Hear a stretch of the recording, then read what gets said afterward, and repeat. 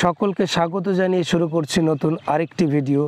এই ভিডিওটিতে প্রাথমিক শিক্ষক নিয়োগের বর্তমানে কোন পরিস্থিতিতে আছে তা নিয়ে আলোচনা করব, তাই ভিডিওটি শেষ পর্যন্ত সকলেই দেখবে।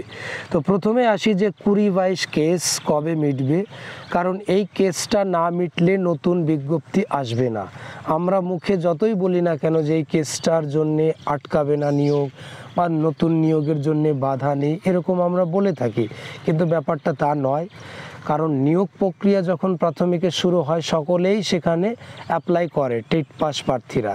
তো এক হিসাবে 20-22 তারা তো টেট পাস প্রার্থী, তাদের এখনও পর্যন্ত ঠিক হয়নি যে ভ্যালিড কি ইনভ্যালিড। তো যার ফলে নতুন নিয়োগ কিন্তু আসবে না, এটাই কিন্তু সত্যি ঘটনা। এবার এই কেসটা যেদিন থেকে হয়েছে, এক কথায় বলতে গেলে এই কেসের জন্যে প্রাথমিক নিয়োগ কিন্তু একদম উলটপালট হয়ে গেছে। এই কেস কারো কাছে আশীর্বাদ হয়েও এসেছে, এমনকি কারো কাছে এখনও অভিশাপ হিসাবে রয়েছে। এবার যারা যারা নিয়োগ পেয়ে গেছে ডিএলএড প্রার্থী 22-এর নিয়োগে, অবশ্যই এই 20-22 কেস কিন্তু অনেকটাই তাদেরকে সাহায্য করেছে।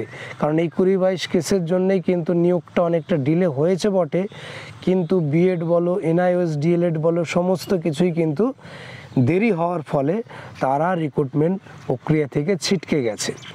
এবার আসি যে 20-22 যে প্রার্থী যারা ন্যায় পাওয়ার জন্যে গেছে, তারা কি শেষ পর্যন্ত ন্যায়টা পাবে? এটাও একটা কিন্তু লাখ টাকার প্রশ্ন।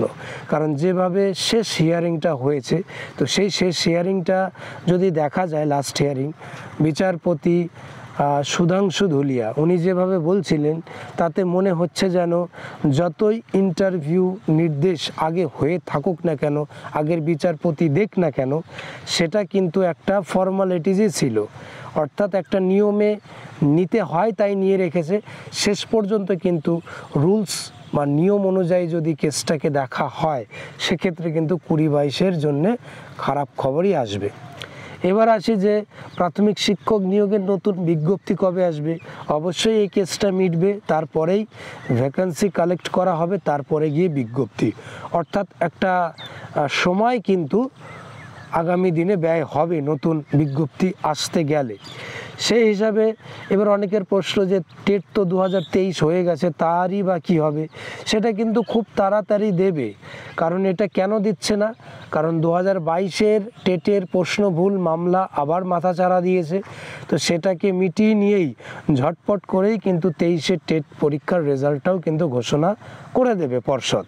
কারণ 23 ছাড়া আমি অন্তত মনে করি 23-এ যতগুলো ক্যান্ডিডেটই পাশ করুক না কেন, খুব একটা বেশি করবে না, তাদেরকে নিয়েই কিন্তু আগামী দিনের নতুন নিয়োগ প্রক্রিয়ার বিজ্ঞপ্তি আসবে, তাদেরকে নিয়েই। এবার আসি যে সুপ্রিম কোর্ট যা কিছু চলছে, এই 20-22 কেস, সেটা কিন্তু সুপ্রিম কোর্টে চলছে, আমরা সবাই অবগত। কিন্তু এই সুপ্রিম কোর্ট আগামী কয়েক দিনের মধ্যেই, অর্থাৎ সপ্তাহ 3 আছে হয়তো সময়, 20 থেকে 21 দিনের মতন সময় আছে, তারপরে টানা ছুটি থাকবে 50 দিন। অর্থাৎ মে মাসের রবিবার, 19 তারিখ রবিবার, সেই রবিবার থেকে পরবর্তী 7 তারিখ রবিবার পর্যন্ত, জুলাই মাসের রবিবার পর্যন্ত মোট 50 দিন কিন্তু একটানা সুপ্রিম কোর্ট বন্ধ থাকবে। যার ফলে কি হবে, যদি এই 3 সপ্তাহের মধ্যে 20-22 কেস না মেটে, অবশ্যই আগামী 23 তারিখে যেমন হিয়ারিংয়ের ডেট আছে এপ্রিল মাসে, তার পরবর্তীতে হয়তো আরও একটা ডেট হতে পারে, হবে আর একটা ডেট, কিন্তু 23 তারিখে যদি মিটে যায় তো খুবই ভালো। কিন্তু দেখা গেল 23 তারিখে না মিটে গিয়ে আবার আর একটা ডেট পড়লো, সেখানেও মিটলো না। এক্ষেত্রে কিন্তু প্রায় 50 দিন, প্রায় বলা ভুল হবে, একদম 50 দিন কিন্তু ছুটি থাকছে। যার ফলে বলতে গেলে সেই জুন জুলাই মাস পার হয়ে যাওয়া মানে আবার কিন্তু নতুন টেটের বিজ্ঞপ্তি চলে আসবে 2024-এর। সেক্ষেত্রে আরও অস্বস্তি কিন্তু বাড়বে নতুন নোটিফিকেশনে। কারণ 2024 টেটের নোটিফিকেশনের আগে যদি কোনো রকমভাবে নতুন নিয়োগের নোটিফিকেশন না আসে, নিয়োগের নোটিফিকেশন, কারণ টেট আর নিয়োগ যেহেতু আলাদা, তাই নতুন নিয়োগের নোটিফিকেশন না আসা মানে এ কিন্তু আর এক বিপদ। কারণ আমরা সকলেই অবগত, প্রতি ডিসেম্বর মাসে সম্ভবত এবারের টেট 8 তারিখ অর্থাৎ 8ই ডিসেম্বর কিন্তু হতে চলেছে। তো তার আগে নতুন বিজ্ঞপ্তি আসাটা খুবই জরুরি বলে আমি মনে করি। সেক্ষেত্রে যদি না আসে, 22-এ যারা বা যে সকল টেট পাস করে আছে, কম বেশি 30 থেকে 35 হাজার তো হবেই, তারা কিন্তু আরও চাপের মুখে পড়ে যাবে। কারণ টেট পাসের সংখ্যা কিন্তু দিনে দিনে বাড়ছে। কারণ প্রশ্ন ভুল মামলা সেটা 2014 থেকেও চলছে, আবার নতুন করে 2022-এর টেটেও চলছে, আবার 23-এর টেট যেটা নতুন হয়ে গেছে তারও রেজাল্ট বেরোবে। সেখানে 5-6 হাজার 7 হাজার যাই পাস করুক, টেট পাসের সংখ্যা কিন্তু দিনে দিনে বাড়তে চলেছে।